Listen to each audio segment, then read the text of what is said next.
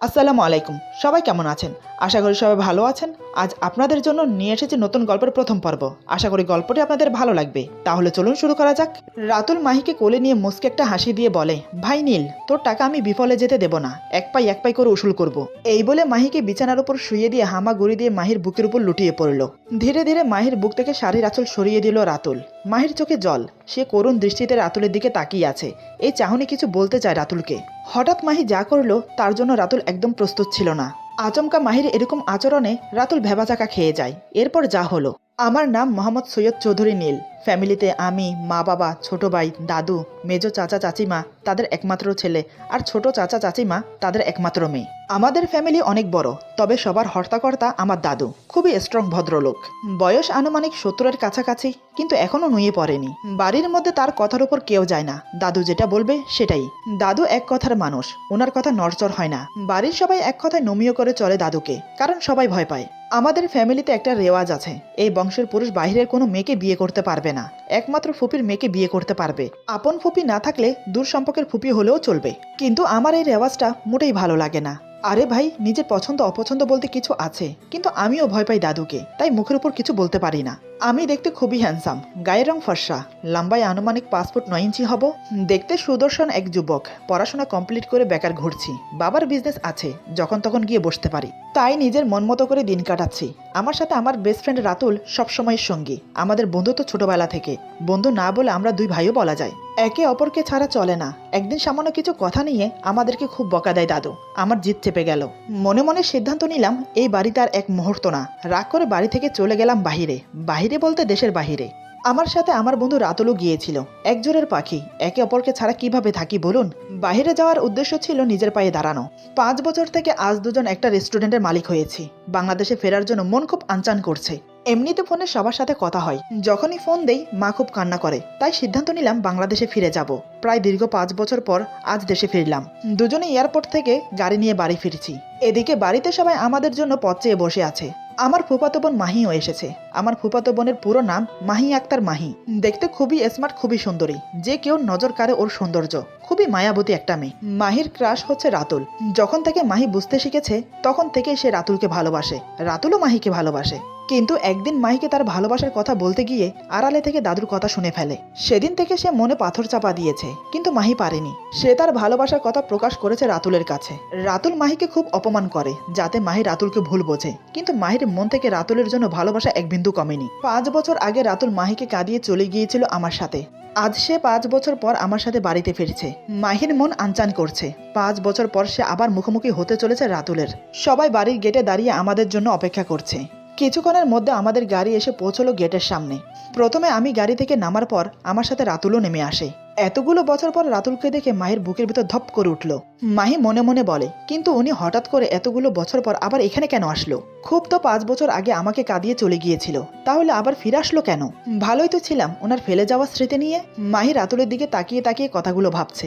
রাতুল ওর দিকে এক নজর তাকিয়ে বাড়ির ভেতর চলে গেল।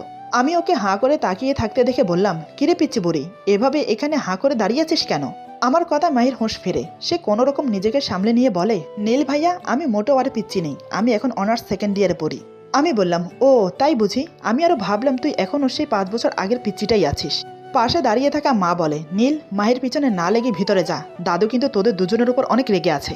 সেই যে বাড়ি থেকে দুটো রাগ করে বেরিয়ে গেলি আর ফিরে এলি 5 বছর পরে। অনেকটা সময়। হ্যাঁ রে, তোদেরকে আমার কথা একবারও মনে পড়েনি? আর রাতুল, ছোট মাকে একেবারে ভুলে গেলি? নীলের কথা না হয় ছেড়েই দিলাম, শেষে কিনা তুইও। রাতুল বলে, আরে ছোট মা প্লিজ, তুমি রাগ করো না। তোমার ওই বদরাগী শ্বশুর যদি বকা না দিত তাহলে কি আর আমরা যেতাম? সব দোষ তোমার ওই বদরাগী শ্বশুরের।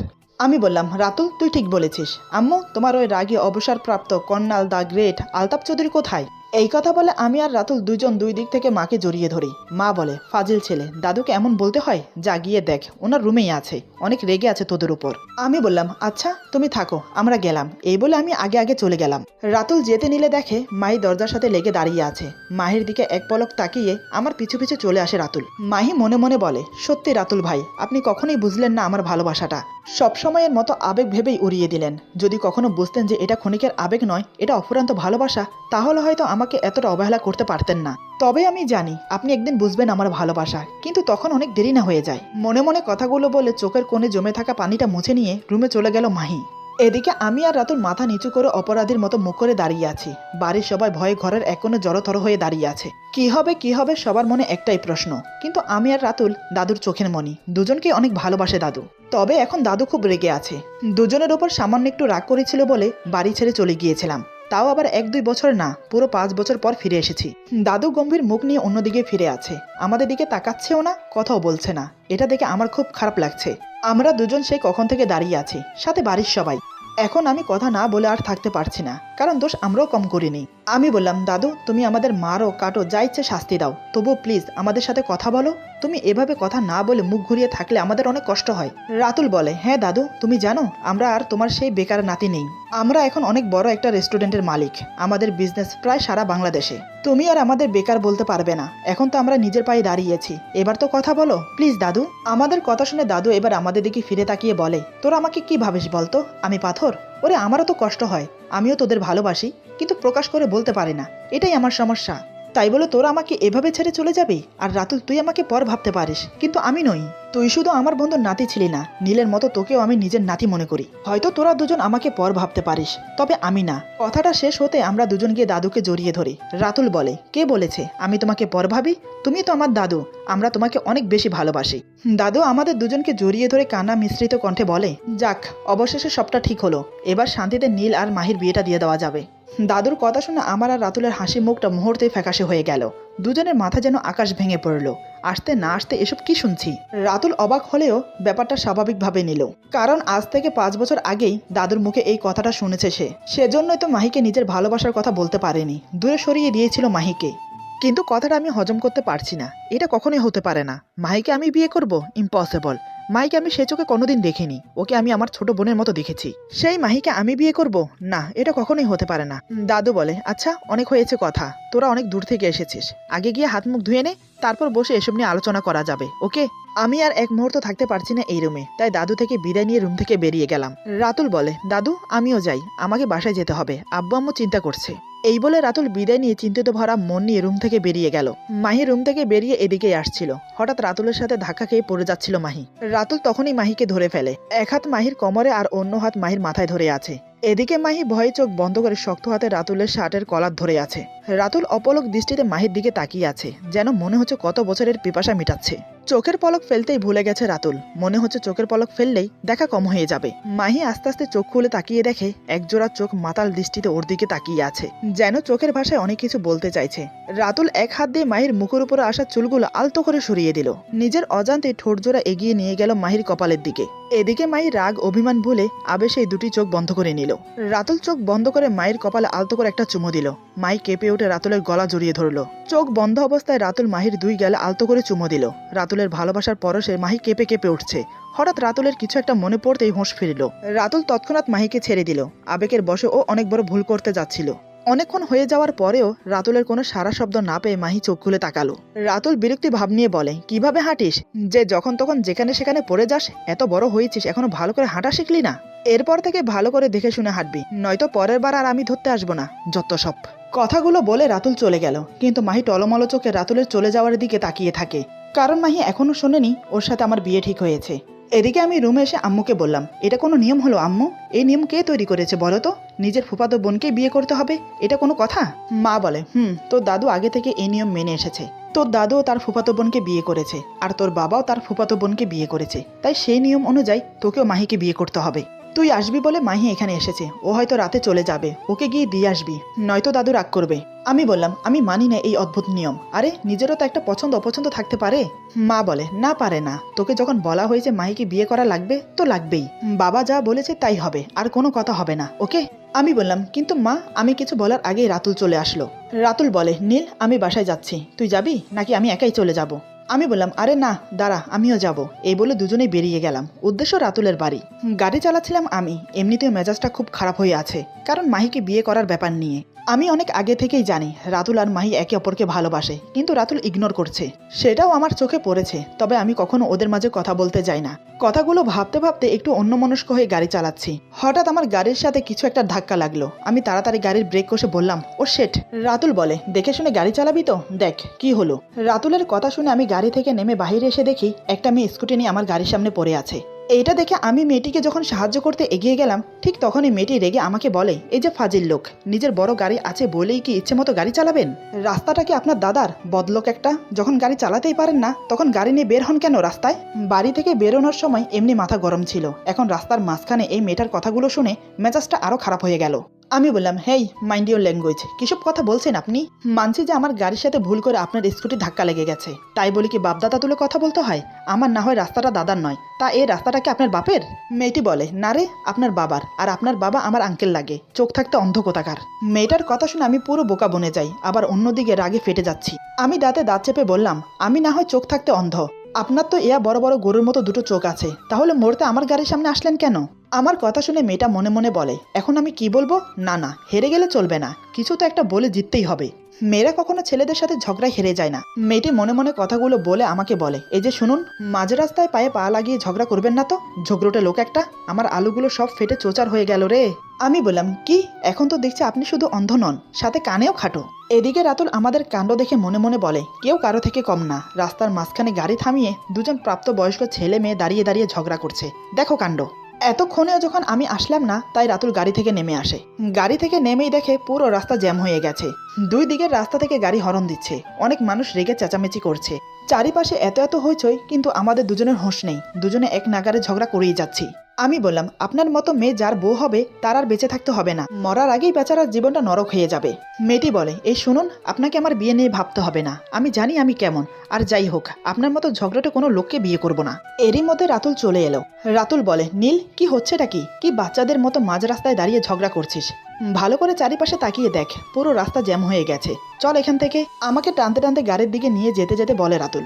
আমিও যেতে যেতে বললাম, আপনাকে আমি দেখে নেব মিস বকবক।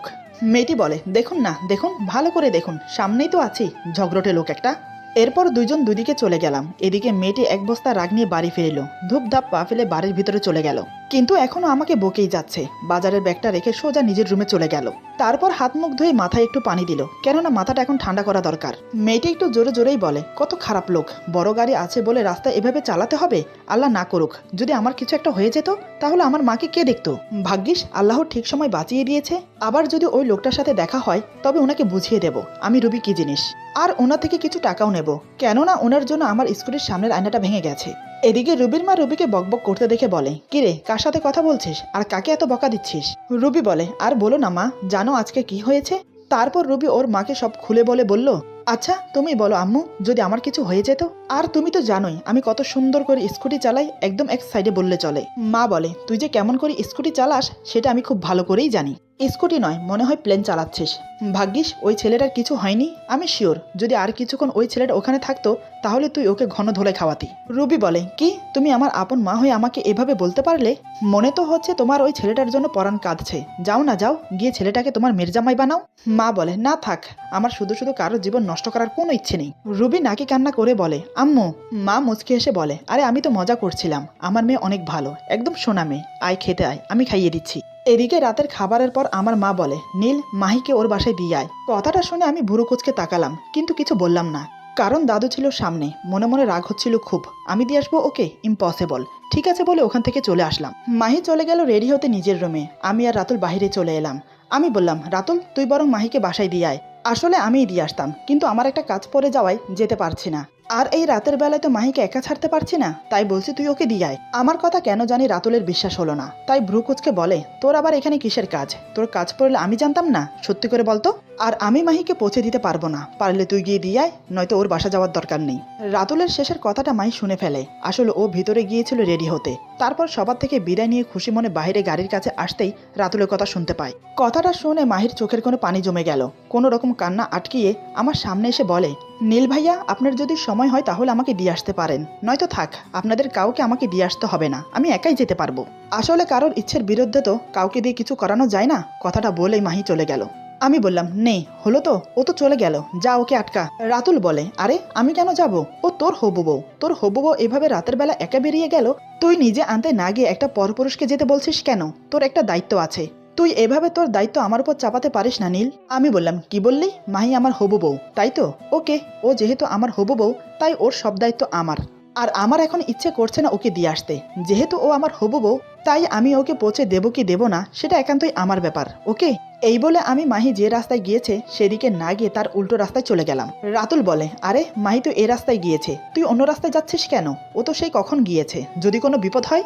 আমি বললাম, তোর যখন মাহিকে নিয়ে এতই চিন্তা তাহলে তুই যা, আমাকে কেন বলছিস? আমি এখন রাতের এই ঠান্ডা হাওয়া খাবো আর রাতটাকে উপভোগ করব। কতদিন পর দেশে আসলাম।